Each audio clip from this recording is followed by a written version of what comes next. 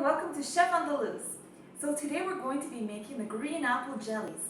For this you will need 3 organic apples, large ones. I've got 1 Granny Smith apple here, as well as there, and a Cortland apple. We've got beef hard gelatin, preferably the grass-fed kind, citric acid, and half a bunch of organic kale. This is about 7 large leaves.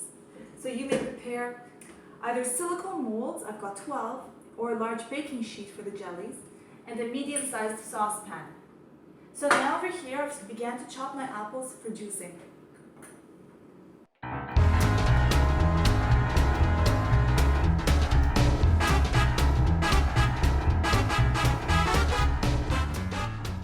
So now I've chopped up the apples and I'm going to get ready to juice them.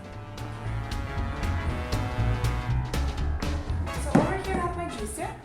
If you do not have a juicer at home, you may blend them and then strain the apple pulp from the clear apple juice. We need the clear apple juice so we get nice clear jellies. So I will start with the apples first.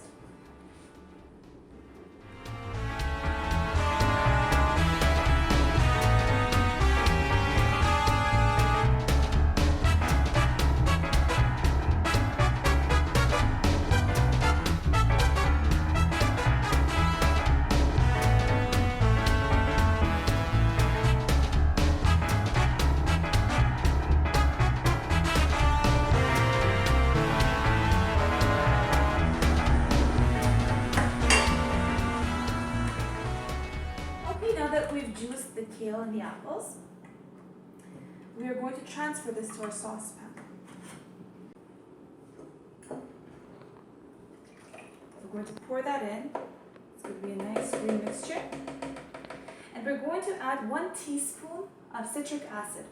What it does is it keeps the apple juice from becoming dark, as well as adding that nice sour apple taste we associate with desserts.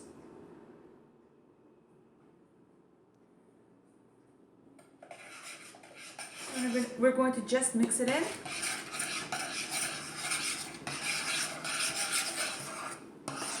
And we're going to add 5½ tablespoons of gelatin powder.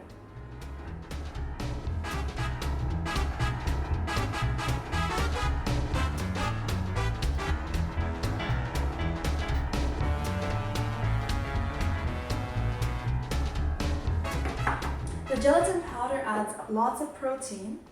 As well, since we've juiced the apples and the kale, it keeps our insulin from going up from all the carbohydrates. So it helps with digestion. So we're back. It's been 5 minutes, and as we can see, the gelatin has bloomed. So it's like a very thick porridge at the moment. What we're going to do now is put it on the stovetop on medium heat, and we're going to gently stir until we see the gelatin dissolve completely. So that's going to take another 5 minutes or so.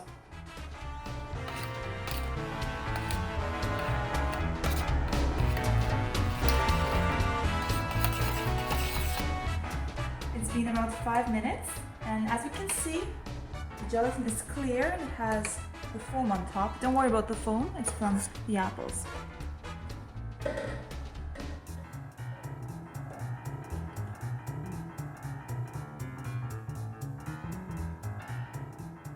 And now I'm going to distribute this between the 12 silicone molds I have here. So again, you may use a baking sheet, a deep baking sheet, and just put that in the freezer, in the fridge, for a couple of hours. But I prefer having individual jellies, so you may use molds like I do here. Alright, now we need to wait for these to become hard. So we can put this in the fridge for at least 2 hours. Or you can also put them in the freezer for about an hour. And now we're back. It's been about an hour and the jellies have become stiff. Now the good thing about using silicone molds, these are silicone cupcake molds, is that you can bend them to take out the jelly. So I'm going to just pop the jellies out onto the plates. There.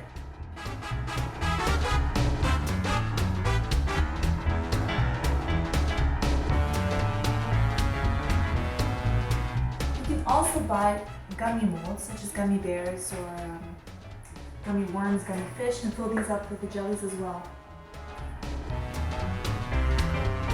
They make a great treat, really high in protein, great for joints and for skin, for healthy skin, as well as because we're not heating the juice up to a high heat, we're retaining all the vitamins and nutrients and antioxidants in the apples and kale.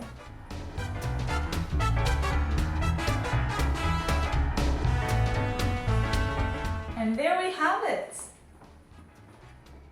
And it smells just like green sour apple candy that I had when I was a kid.